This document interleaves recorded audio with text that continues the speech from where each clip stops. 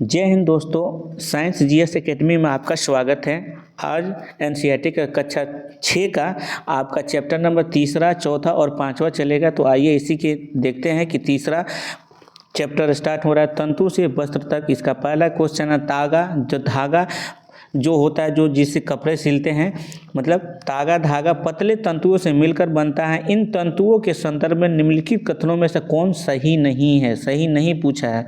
तो आइए देखते हैं। ए ऑप्शन है आपका, रुई और जूट जैसे तंतु पादपों से प्राप्त किए जाते हैं। बिल्कुल सही बात है। बी है, जूट नारियल का बाहरी आवरण होता है। ये गलत बात है।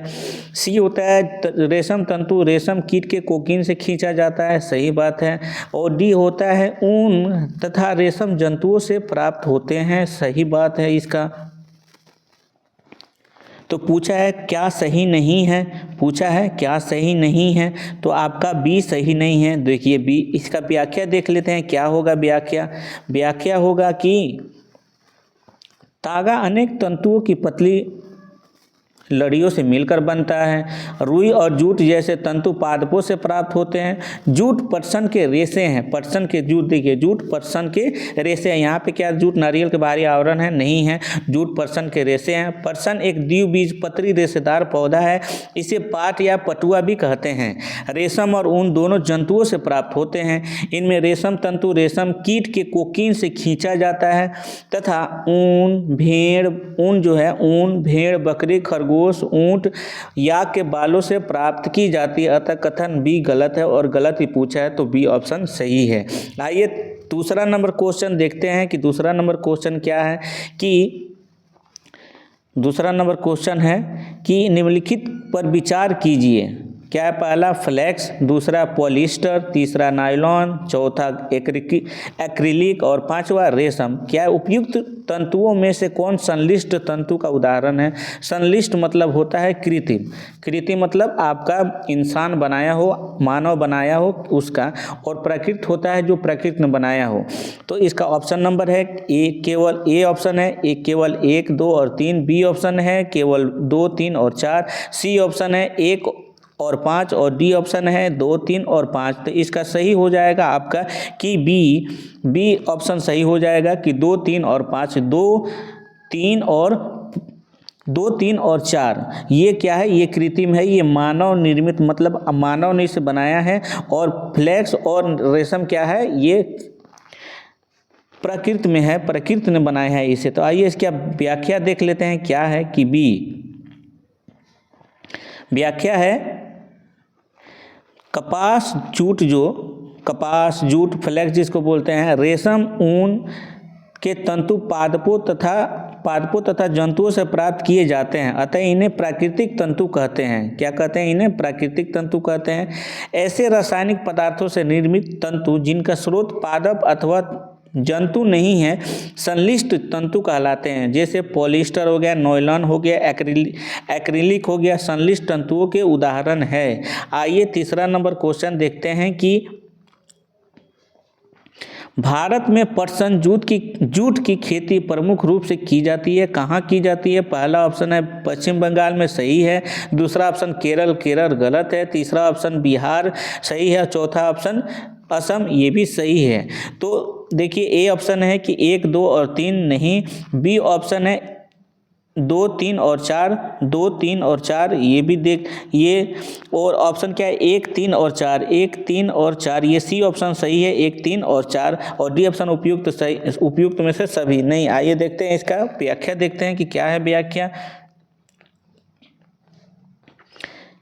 इसका व्याख्या है कि भारत में पटसन की खेती वर्षा ऋतु में की जाती है। पटसन की खेती के प्रमुख रूप से पश्चिम बंगाल, आपका पश्चिम बंगाल हो गया, बिहार हो गया तथा असम में की जाती है।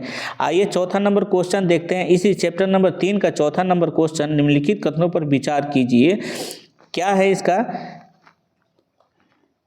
विचार कीजिए। देखिए क्या है कि निम्नलिखित कथनों पर विचार कीजिए। पहला है, पटसन जो जूट होता है पादप के पुष्पन अवस्था में काटते हैं। बिल्कुल सही बात है। पटसन के तनों को कुछ दिनों तक जल में डुबो कर रखते हैं। जी बिल्कुल रखते हैं। रेशे से तागा बनाने की प्रक्रिया को कताई कहते हैं। ये भी सही बात है। उपयुक्त कथनों में से कौन से कथन सही है? केवल ए ऑप्शन है केवल एक सही है, बी ऑप्शन है केवल 2-3 सही है, सी ऑप्शन है केवल 2 और 3 सही है, डी ऑप्शन है 1 2 और 3 तीनों सही है। तो इसका ऑप्शन सही हो जाएगा कि डी ऑप्शन सही हो जाएगा कि 1 2 और तीनों सही है। आइए इसका व्याख्या देख लेते हैं, क्या है व्याख्या। डी ऑप्शन सही है इसका। व्याख्या समानतः पर्सन पादप को पुष्पन अवस्था में काटते हैं। फसल कटाई के पश्चात पादपों के तनों को कुछ दिनों तक जल में डुबोकर रखते हैं। जल में डुबाने से तने गल जाते हैं और पर्सन तंतुओं को पृथक कर लिया जाता है। कटाई की प्रक्रिया में रुई के रूप में एक पुंज से रेशे को खींचकर ऐंठते हैं। ऐसा करने से रेशे पास आ जाते हैं और तागा बन जाता है। आइए क्वेश्चन नंबर देखते हैं। अब आइए चैप्टर नंबर 4 स्टार्ट हो गया। चैप्टर नंबर 4 क्या है? स्टार्ट हो गया आपका कि वस्तुओं को समूह बनाना, वस्तुओं के समूह बनाना। इसका पहला क्वेश्चन है, निम्नलिखित पर विचार कीजिए।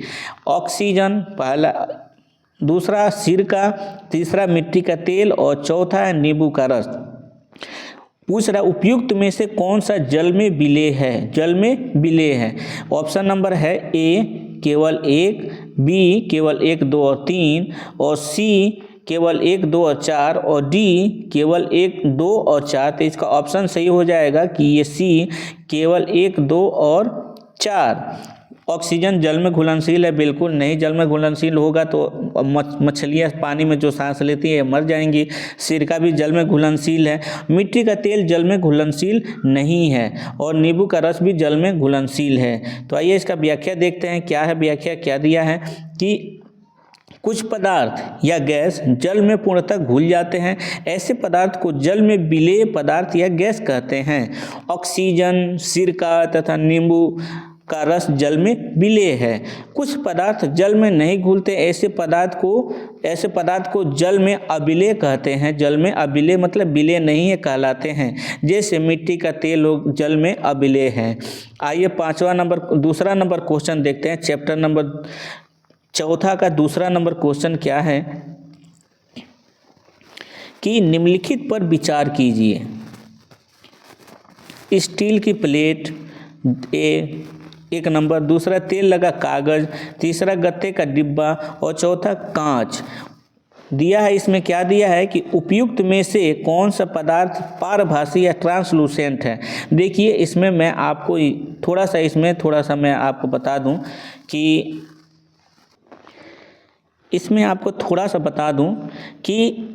इसमें भी 3 होता है। इसको आप इंग्लिश में ही याद रखिएगा। एक होता है क्या? पारदर्शी। एक होता है आपका पारदर्शी होता है, जिसको ट्रांसपेरेंट इंग्लिश में बोलते हैं। क्या बोलते हैं? ट्रांसपेरेंट, मतलब जिसमें आपको साफ दिखाई दे रहा हो, मतलब उससे आप देखें तो बाहर वस्तु साफ दिखाई देता हो। ये होता है पारदर्शी। अब दूसरा होता है अपारदर्शी। अपारदर्शी होता है दूसरा होता है अपारदर्शी। अपारदर्शी, आप इसके नाम से ही पता है अपारदर्शी मतलब जो दिखाई न दे।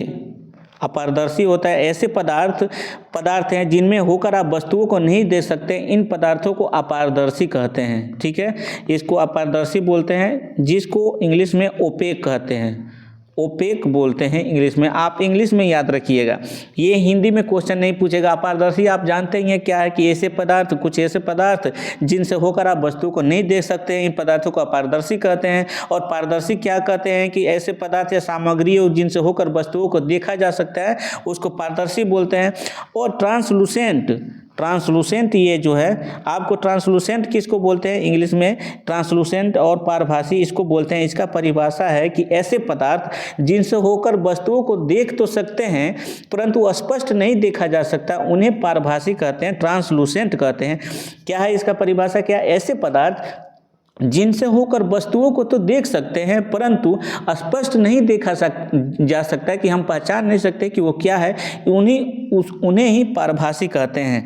तो इसमें देखते हैं क्या दिया है कि उपयुक्त में से कौन पारभासी, मतलब पारभासी जिसमें आप ऐसे पदार्थ हो जिनसे वस्तुओं को तो देख सकते हैं लेकिन पहचान नहीं सकते, साफ नहीं दिखाई देता है, वो इनमें से कौन है? तो स्टील का प्लेट ये क्या है? अपारदर्शी है, इससे हम बाहर, इससे देख के बाहर हम कुछ नहीं दे सकते हैं। तेल लगा कागज, ये सही ऑप्शन है। तेल लगा कागज में हम उधर के वस्तु को देख तो सकते हैं लेकिन साफ नहीं देख सकते हैं। और तीसरा होता है गत्ते का डिब्बा, तीसरा है, ये भी नहीं, गलत है। आप देख सकते हैं, नहीं देख सकते हैं, सामने आँख के सामने रख के उस पार क्या है नहीं देख सकते हैं। और कांच ये तो ट्रांसपेरेंट है, आप इस बार देख सकते हैं, उस पार देख सकते हैं।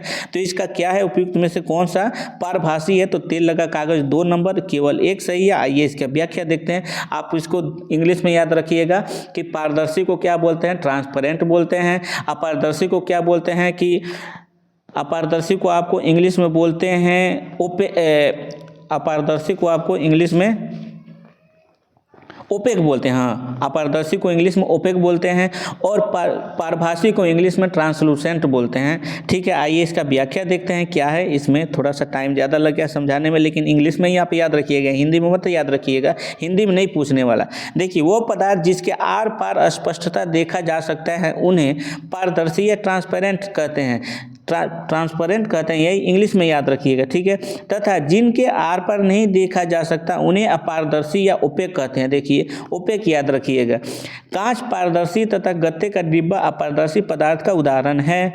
ऐसे पदार्थ जिनके आर पार देखा तो जा सकता है परंतु बहुत स्पष्ट नहीं देखा जा सकता, उन्हें पारभासी या ट्रांसलूसेंट कहते हैं पदार्थ कहते हैं, जैसे तेल लगा कागज आदि हो। आइए चैप्टर नंबर 4 का तीसरा क्वेश्चन देखते हैं। निम्नलिखित कथनों पर विचार कीजिए। निम्नलिखित कथनों पर विचार कीजिए। क्या विभिन्न प्रकार के पदार्थों के गुण भिन्न भिन्न होते हैं? कुछ पदार्थ दिखावट में चमकदार होते हैं, बिल्कुल सही बात है। और दूसरा है कि पदार्थ, हमारे चारों ओर की वस्तुएं एक ही पदार्थ से बनी हैं। पदार्थों का उपयोग बहुत सी वस्तुओं के निर्माण में किया जा सकता है, ये गलत है। एक ही प्रकार के पदार्थ से नहीं बनता है, बहुत सारे पदार्थ से अलग अलग कण बनते हैं, अलग अलग पदार्थ बनते हैं। तो क्या कह रहा है, नीचे दिया उपयुक्त कथनों में से कौन सा कथन सत्य नहीं है? सत्य नहीं है, यही सत्य नहीं है, यही पूछा तो केवल 2, बी ऑप्शन इसका सही हो जाएगा। आइए इसका व्याख्या देखते हैं कि क्या व्याख्या दिया है। व्याख्या दिया है आपका व्याख्या दिया है कि हमारे चारों ओर की वस्तुएं, हमारे चारों ओर की वस्तुएं अनेक प्रकार के पदार्थों से बनी है, न कि एक ही पदार्थ से। आइए 5वां चैप्टर नंबर स्टार्ट करते हैं कि 5वां चैप्टर नंबर क्या है? पदार्थों का पृथक्करण। क्या है? पदार्थों का पृथक्करण। पदार्थों का पृथक्करण। इसका पहला क्वेश्चन है कि पदार्थों के पृथक्करण सेपरेशन के संदर्भ में निम्नलिखित पर विचार कीजिए। ये पहला है निष्पावन, दूसरा है निस्तारण, तीसरा है निस्यंदन।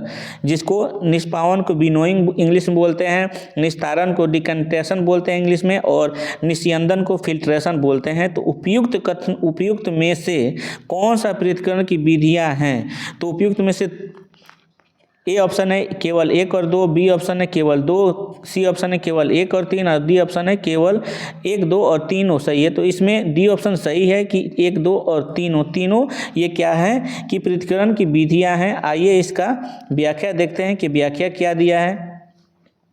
व्याख्या दिया है कि निष्पावन, निस्तारण और निस्यंदन तीनों ही मिश्रणों से अवयवों को पृथक्करण की विधियां हैं। इसके अतिरिक्त हस्तचयन, जिसको इंग्लिश में हैंड पिकिंग बोलते हैं, चालन सीविंग, जिसको इंग्लिश में बोलते हैं, अवसादन सेडिमेंटेशन इंग्लिश में बोलते हैं, थ्रेसिंग और वाष्पन, जिसको वाष्पन के इवेपोरेशन बोलते हैं, भी मिश्रणों से उसके अवयव के पृथक्करण की कुछ अन्य विधियाँ हैं। आइए दूसरा नंबर, चैप्टर नंबर 5 का दूसरा क्वेश्चन देखते हैं कि पृथक्करण की विधियों के प्रयोग में क्या है? पृथक्करण की विधियों के प्रयोग के संदर्भ में निम्नलिखित में से कौन सा कथन सही नहीं है? पूछा है, क्या सही नहीं है? ए है किसी मिश्रण के कणों के आमाप में अंतर का उपयोग चालन तथा निस्यंदन प्रक्रियाओं द्वारा पृथक्करण किया जाता है। और बी है रेत और जल के मिश्रण में रेत की भारी कण जल की तली में बैठ जाते हैं और अवसादन की विधि द्वारा जल को उधेड़ कर पृथक किया जाता है। आइए इसका व्याख्या देखते हैं कि व्याख्या क्या है। सॉरी सी ऑप्शन भी है, सी है भी इसमें, सी है आपका कि द्रव तथा उसमें अबिलेय पदार्थ के अवयव को निस्यंदन की विधि द्वारा पृथक किया जा सकता है। और डी है वाष्पन की विधि का प्रयोग द्रव में घुले ठोस को पृथक करने में किया जाता है। तो इसका ऑप्शन नंबर बी सही नहीं है। ऑप्शन नंबर ये जो बी है यही सही नहीं है, सही नहीं पूछा है तो ये सही नहीं है और बी ऑप्शन ही सही होगा। सही नहीं है पूछा है तो सही बी ही होगा। ठीक है, आइए इसका व्याख्या देखते हैं कि व्याख्या क्या है। व्याख्या है चालन प्रक्रिया में चलनी जो छन्नी होता है, जैसे चाय छानते हम, छन्नी का प्रयोग किया जाता है। इसमें मिश्रित अवयवों के बड़े कणों को चालकर अलग कर लिया जाता है। अधिक महीन अशुद्धियों को छानने के लिए कपड़े अथवा फिल्टर पत्र का उपयोग करते हैं। इस प्रक्रिया को निस्यंदन कहते हैं। दोनों प्रक्रियाओं में मिश्रण के कणों के अमाप में अंतर का उपयोग किया जाता है। मिश्रण में जल मिलाने पर भारी अवयवों के तली में बैठ जाने के का प्रक्रम को अवसादन कहते हैं। क्या कहते हैं? अवसादन कहते हैं। अवसादित मिश्रण को बिना हिलाए जल को मिट्टी सहित उधेलने की क्रिया को निस्तारण कहते हैं। अतः कथन बी गलत है। गलत ही पूछा है तो गलत ही सही है। और द्रव में घुले ठोस को अलग करने के लिए वाष्पन विधि का प्रयोग करते हैं। किसी द्रव को वाष्प में परिवर्तित करने की प्रक्रिया को वाष्पन कहते हैं। क्वेश्चन नंबर 3 आइए देखते हैं। चैप्टर नंबर 5 का क्वेश्चन नंबर 3, जिस विलयन में कोई पदार्थ एक सीमा के बाद और अधिक न घोला जा सके ऐसा विलयन निम्नलिखित में से क्या कहलाता है?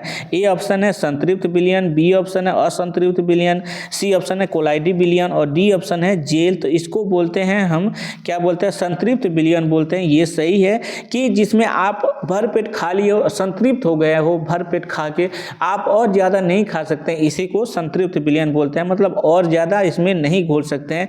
आइए इसका व्याख्या देखते हैं कि व्याख्या क्या है।